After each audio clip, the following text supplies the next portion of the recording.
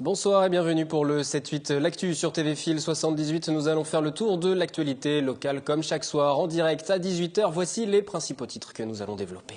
Bientôt la fin des tracts syndicaux. Technocentre Force Ouvrière a ouvert l'antenne de Radio Guyancourt pour communiquer d'une autre manière. Le média n'est pas diffusé directement sur les ondes mais par podcast. La découverte des institutions locales et des droits de l'enfant, c'est le thème de la semaine de la citoyenneté qui s'est ouverte à Manille-les-Hameaux. Prévention routière, addiction notamment au programme. Et puis cette semaine est aussi celle de la science avec des animations à travers le département. Nous verrons ce que prépare la Maison de l'Environnement de Manille-les-Hameaux ainsi que l'Observatoire de Versailles-Saint-Quentin en Yvelines avec nos invités.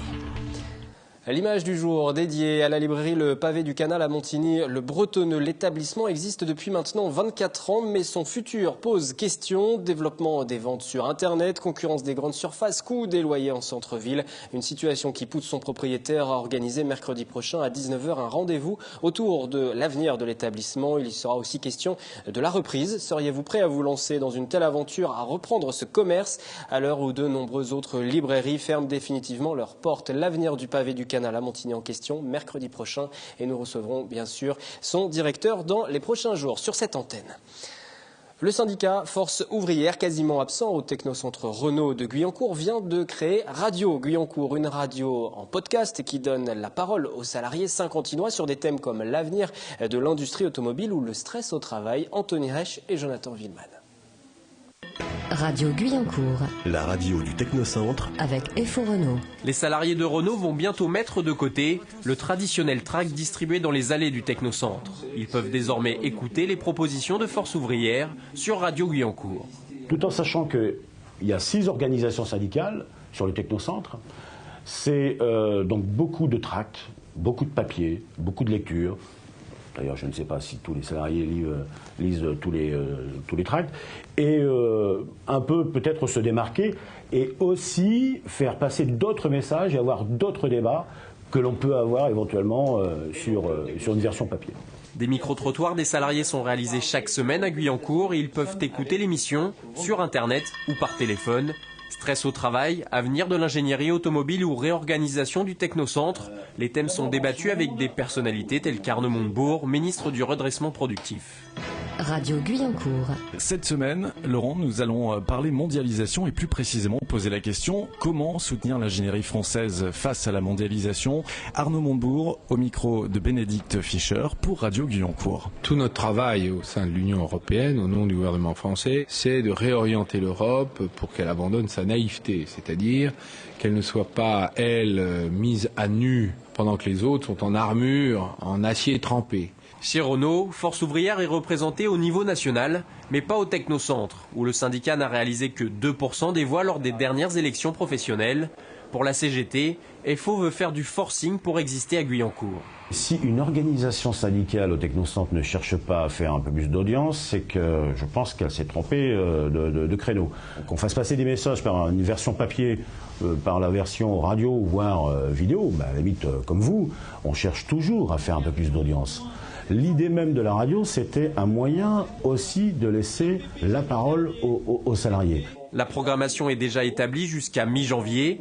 Laurence Molnick espère transformer Radio Guyancourt en Radio Renault. Donner à une association, c'est plutôt simple, mais pas toujours indolore pour les finances du ménage. C'est de ce constat qu'est née l'initiative Microdon sur les transactions du quotidien. Vous pouvez verser quelques centimes ou quelques euros pour soutenir une bonne cause. Dans certains supermarchés le week-end dernier, il était tout de même également possible de passer en caisse avec un simple flyer, une carte scannée comme n'importe quel autre article du magasin. Plus d'explications avec Claire Cambier et Anthony Reich. Ce week-end, 27 associations yvelinoises ont investi les halls des grandes surfaces pour l'opération Microdon. Pour la première fois, des associations de solidarité locale participaient à cet événement. Solidarité Nouvelle pour le logement, une association qui propose des logements passerelles pour les personnes en attente de logements sociaux, était à Plaisir.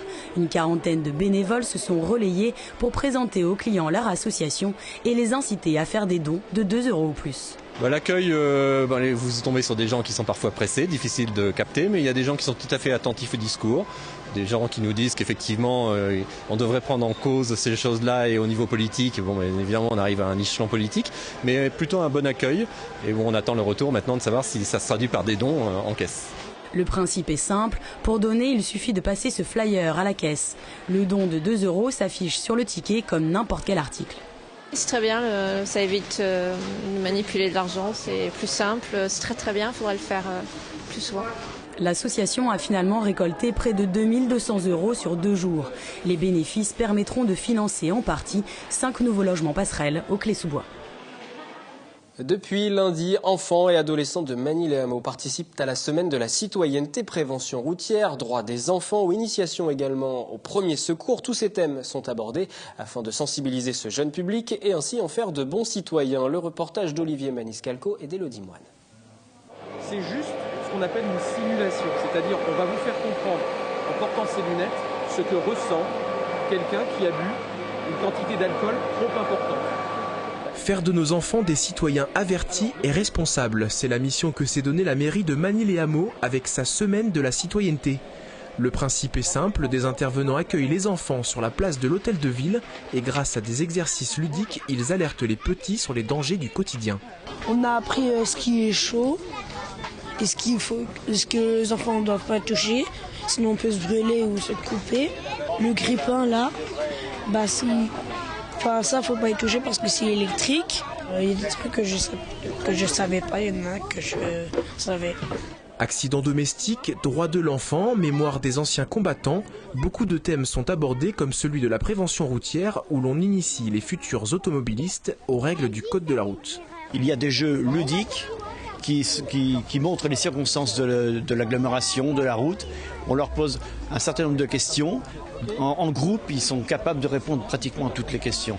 Ça leur plaît énormément et ils en discutent entre eux après. Et c'est ça qui est positif. Et ils se reprennent eux-mêmes. C'était la première édition l'année passée. Ça a eu beaucoup de succès. On a eu aussi un retour des parents et des enseignants qui a été très très bon. Donc on s'est dit on refait une deuxième édition. Environ 250 enfants étaient présents ce mercredi. La semaine de la citoyenneté s'achèvera samedi avec les mêmes intervenants de 10h à 17h sur la place de la mairie. Nouvelle édition de la fête de la science lancée en 1991 par le ministère de l'Enseignement supérieur et de la Recherche. Objectif, favoriser les échanges entre communautés scientifiques et grand public. Des centaines d'événements sont prévus à travers la France jusqu'au 13 octobre. 108 événements uniquement sur la région Île-de-France sont recensés, notamment à Magny-les-Hameaux pour la Maison de l'Environnement, représentée ce soir sur ce plateau par sa directrice, Sandrine Lefloïc. Bonsoir à vous, bienvenue sur ce plateau. Merci. Et puis à Guyancourt, l'Observatoire de Saint-Quentin en Yvelines, rattaché à l'université notamment de Saint-Quentin en Yvelines. Sa chargée de communication est aussi l'invitée du journal ce soir. Bonsoir. Bonsoir. Et bienvenue en plateau L'Actu. Ce soir, c'est donc la fête de la science qui va nous intéresser. On va parler de vos programmations respectives. Tout d'abord, un micro-trottoir. Pourquoi une fête de la science? Allez-vous y participer? Que pensez-vous de cette initiative? C'est notre question du jour. On peut apporter les gens à s'intéresser à des choses à laquelle ils ne s'intéresseraient pas en temps normal. En soi, la science explique beaucoup de choses dans le monde, donc c'est très bien. Et c'est intéressant, la science, ça regroupe, voilà. C'est pluridisciplinaire, il y a beaucoup de disciplines à l'intérieur. Plutôt intéressant, oui. Pour découvrir de nouvelles choses. Mais c'est toujours intéressant de découvrir des choses nouvelles de toute façon. Alors après, précisément, je ne peux pas vous dire là, mais la curiosité est un joli défaut, je pense. C'est très bien pour les enfants, pour les adultes aussi probablement. À partir de là, comme je n'ai vu aucune manifestation, moi, je regrette un peu, vous me l'apprenez, mais je me renseignerai. Alors, la fête de la science, tout le monde trouve ça bien, mais tout le monde n'a pas forcément l'information. On espère que vous nous regardez ce soir pour avoir un petit aperçu du programme sur le secteur. En plateau, je vous le disais, de représentantes de l'OVSQ, l'Observatoire de Versailles-Saint-Quentin et de la Maison de l'Environnement. J'aimerais votre réaction à chacune sur ce qu'on vient d'entendre. La fête de la science, c'est très bien, mais finalement, on n'en parle pas assez, on communique pas assez. Vous avez le sentiment d'avoir assez communiqué sur ce que vous allez proposer ? Nous, je pense que oui, évidemment, à notre petite échelle, on ne va pas dire qu'on a mal travaillé. Je pense que c'est vrai que nous, on fait une communication quand même vraiment de... Ça reste abstrait, en fait. C'est un petit peu ça qui ressort du micro-trottoir. Une fête de la science, d'accord, mais quelle science, quoi faire? Puis c'est vrai que nous, on fait une communication un peu de dernière minute. Donc, en fait, c'est vraiment dans les 5 derniers jours qu'on a un affichage vraiment local qui est important, parce que c'est quand même des manifestations qui se font dans la ville, des alentours, mais pas sur un périmètre de 40 km, hein, je ne pense pas. Et donc, après, effectivement, c'est une information qui est relayée par un affichage. Hein, donc, les gens en entendent parler quand même. Il y a un bon relais, moi, je pense. Mais la science, ça reste aussi abstrait pour les gens, pour le grand public. Par exemple, ce que vous faites à l'OVSQ, l'Observatoire de Versailles-Saint-Quentin en Yvelines, est-ce que ça parle aux gens? Je pense que ça parle aux gens, en tout cas ça attire les gens, ça c'est sûr. Je pense que oui, ça reste abstrait. C'est-à-dire quand les gens viennent découvrir les laboratoires, effectivement, ils ont très envie, ils sont très attirés. Et quand ils ressortent, effectivement, ils ont tous, en règle générale, le même mot qui est « oh là là, j'avais pas idée qu'on faisait de telles choses si près de chez moi, dans mon territoire ». Et effectivement, ça sert à ça la fête de la science. Alors que fait l'OVSQ justement, l'Observatoire de Versailles 50 ans, Evelyne? Alors l'OVSQ, en fait, ouvre ses portes aux scolaires, donc aujourd'hui, demain et vendredi. On ouvre 2 laboratoires, en fait, le LATMOS et le CEARC. On y fait quoi dans ces laboratoires? Alors, au quotidien, en fait, le LATMOS, c'est le laboratoire atmosphère, milieu, observation. Donc, ce sont des scientifiques et des chercheurs qui travaillent sur un réseau très, très divers d'instruments spatiaux, des instruments qui partent en orbite, qui volent, etc. Il y a également l'instrument SAM qu'on commence à connaître, qui a embarqué à bord de Curiosity. Donc en fait, on ouvre tous ces laboratoires, c'est-à-dire que les chercheurs et les scientifiques ouvrent leurs laboratoires, font des ateliers d'à peu près une demi-heure, 40 minutes, et essayent de vulgariser évidemment ce qu'ils font auprès du grand public. C'est pas toujours évident pour un scientifique de vulgariser. C'est pas toujours évident. Après, ça dépend de tout un chacun et de la façon dont il aborde son sujet. Et vous éveillez que ce soit accessible justement pour le grand public. Alors, on essaye en fait cette année. La grande nouveauté, c'est qu'on ouvre toute la journée de samedi des ateliers qui sont vraiment dédiés aux enfants. Parce qu'effectivement, quand on ouvre nos portes et qu'on a un groupe de 20 personnes avec des adultes, des enfants, etc., là, c'est très compliqué pour le scientifique de s'adapter à son public. Donc là, cette année, on a des ateliers qui s'adressent aux 6-11 ans, samedi, toute la journée. Et là, le scientifique va s'adapter à un public jeune et réadapter tout à fait son sujet. Et puis dimanche, comme tous les ans, on est ouvert toute la journée pour les familles, les adultes. Les portes sont ouvertes. Et on a le LATMOS d'une part et le CEARC, qui est un autre laboratoire qui ouvre également ses portes, qui est plus sur le développement durable et l'impact en fait du changement climatique sur l'eau et les populations. Ce qui intéresse particulièrement la Maison de l'Environnement, du développement durable et des sciences aussi, parce qu'on oublie souvent l'appellation complète, la dénomination complète de l'établissement. Vous aussi, vous allez veiller à vulgariser au maximum pour le grand public et pour les enfants? Oui, exactement. Parce que votre programmation va s'adresser aussi aux plus jeunes? Oui, alors donc nous, on est déjà un lieu de médiation scientifique au quotidien. Donc là, on a une programmation où il y a des actions à la fois dans les murs et hors les murs. Donc à la fois au centre commercial, on a une action le samedi, toute la journée. Donc c'est vraiment une action grand public, pas seulement pour les enfants. En général, on a des ateliers qui sont très dynamiques et donc en général, c'est les enfants qui attirent, qui veulent venir voir et qui entraînent les parents. Tant mieux, c'est très bien. On a en fait plusieurs intervenants à ce moment-là. Et après, on a le grand village des sciences qui se trouve au sein de la Maison de l'Environnement où on accueille en fait différents acteurs du territoire. Nous, on a choisi d'aborder la thématique de l'eau pour s'aligner un petit peu sur le thème de l'UNESCO, voilà exactement l'année internationale de la coopération dans le domaine de l'eau. Et par ailleurs, cette année, pour la première fois, on va intégrer aussi le grand village des sciences du plateau de Saclay où on a aussi un stand où on présente là-bas un jeu qu'on a développé avec l'EPS. On est en phase en ce moment de prototype, qui est un jeu de valorisation sur la qualité de l'air intérieur. Et donc à ce titre-là, on rejoint en fait nos autres homologues scientifiques. Et l'eau, justement, j'en profite juste pour vous préciser que c'est le thème de notre magazine Environnement, le magazine Environnement de la rédaction Équilibre, à voir actuellement sur notre antenne ou à consulter en replay sur le site internet. On va continuer à parler de vos programmations dans le cadre de cette fête de la science. On va juste revenir sur l'un des rendez-vous qui était proposé dès aujourd'hui par l'OVSQ, reportage de Yolène Torres et de Patrick Jacques de Dixmude. Ces lycéens scientifiques viennent de Finlande. Ce mercredi, dans le cadre de la fête de la science à Guyancourt, ils découvrent les dernières actualités de la planète Mars. Ce professeur leur présente les récents résultats de l'exploration menée sur la planète rouge grâce à Curiosity, un appareil envoyé par la NASA. Actuellement, donc, nous sommes en train de rouler sur Mars. Donc c'est intéressant. Curiosity, c'est un véhicule qui donc fait 900 kg, qui se déplace sur Mars pour au moins 2 ans et qui va analyser le sol de Mars, l'atmosphère de Mars, avec 10 appareils de mesures différents, dont je suis responsable. Il nous livre l'une de ses dernières découvertes. De l'eau aurait coulé sur Mars, sans doute en abondance, il y a quelques milliards d'années. Les élèves ont ensuite visité les laboratoires de l'unité de recherche.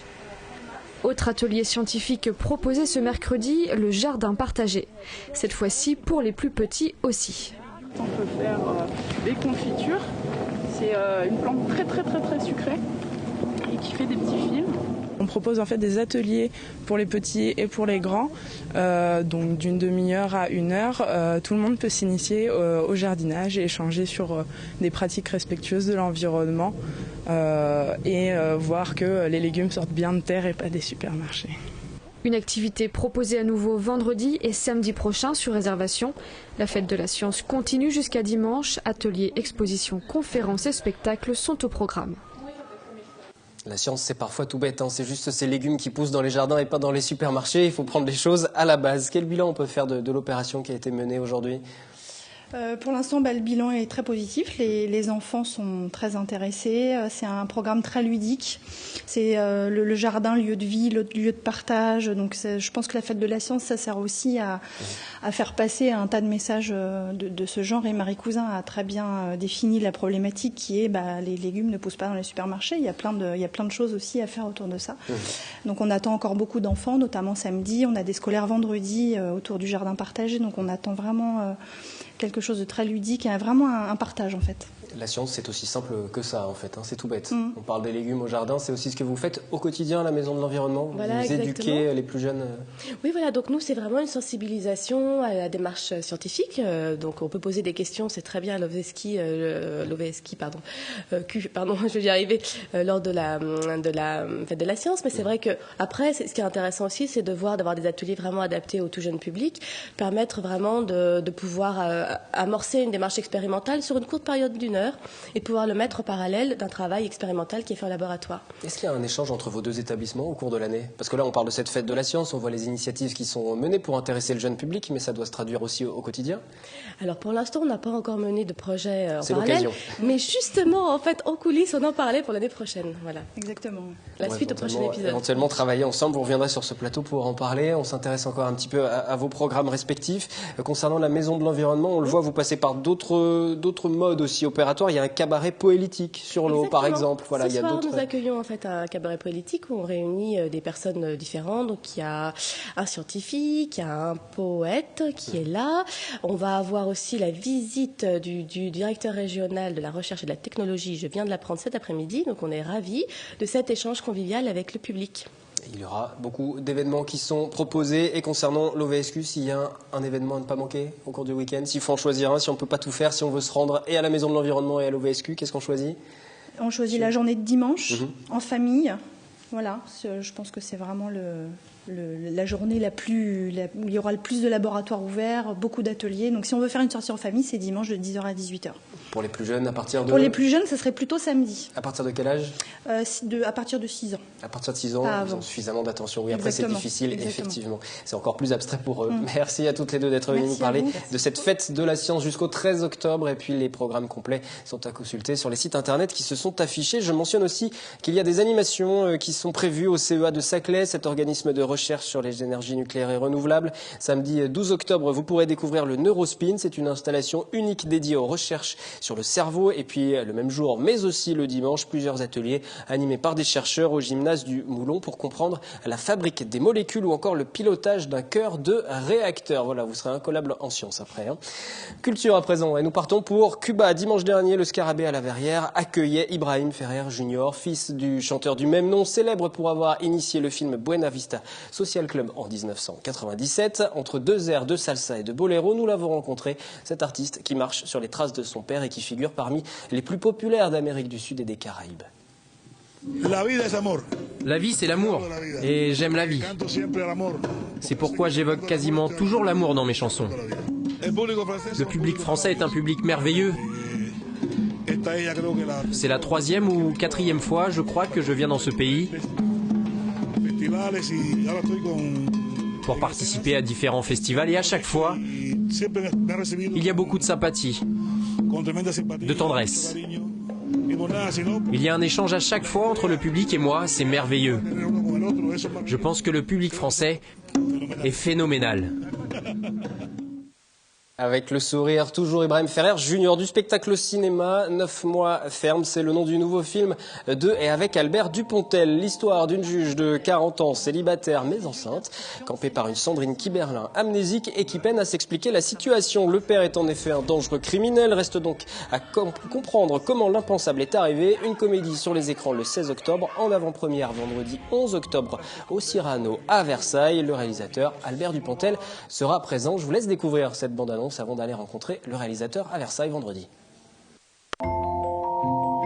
Je m'appelle Ariane Felder, j'ai 40 ans. Je suis juge d'instruction, célibataire et sans enfant. C'est une blague? Non, je suis une femme intelligente. Non, mais c'est pas possible. Non, c'est pas possible! C'est impossible! La fécondation a eu lieu il y a environ 6 mois. Mais champagne! Champagne pour la juge! Quartier du palais de justice le soir du 31 décembre, vous me dites. Là. C'est elle? Voilà. Ah ouais, non, tu es une bonne. Oh, bah, dis donc. Attendez, je passe votre caméra, on verra. Mais non, mais ça suffit. On arrête là. J'ai une bonne nouvelle, on a trouvé le père. Le type est déjà fiché. Accusé d'une agression assez intéressante. Tenez-vous bien, il lui a bouffé les yeux. Bonjour. Non, n'ayez pas peur, pas de panique. Mais non, je mange pas les yeux des gens. N'ayez pas peur, on va... Si j'ai bien compris, vous êtes une très bonne juge. Et là, ça m'intéresse. Leur histoire d'agression et de bouffage des yeux, j'y suis pour rien. C'est un accident. Ça fait 3 semaines qu'elle a fait pipi, il fait un énorme jet, qui fait un énorme corjus. Il glisse dans son pipi. Tous les objets tranchants, ils partent en l'air. Il y a quelqu'un qui peut ouvrir la lumière, là? Je vous préviens, je vais faire pipi. C'est pas gagné avec les experts, hein, même très bête. Le tribunal vous condamne à l'expulsion. Et l'autre, là? Le père? Vous avez pensé au père? Il est taré et débile. Si vous entendez. Exécution immédiate.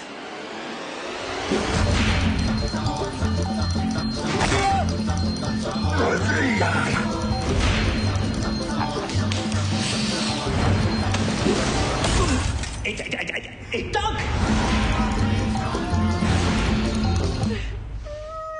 Ouais, tu pleures, mais t'auras pas bouffé. Voilà. Hop.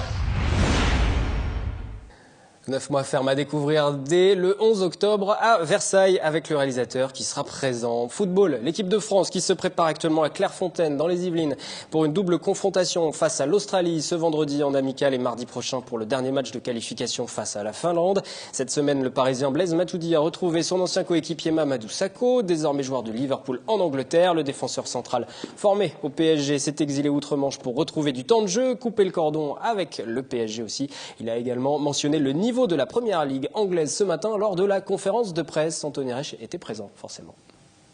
J'ai voulu casser justement ce truc-là avec Paris pour prouver et montrer que à partir du moment où mon travail n'était pas récompensé, j'ai préféré prendre une décision et l'assumer.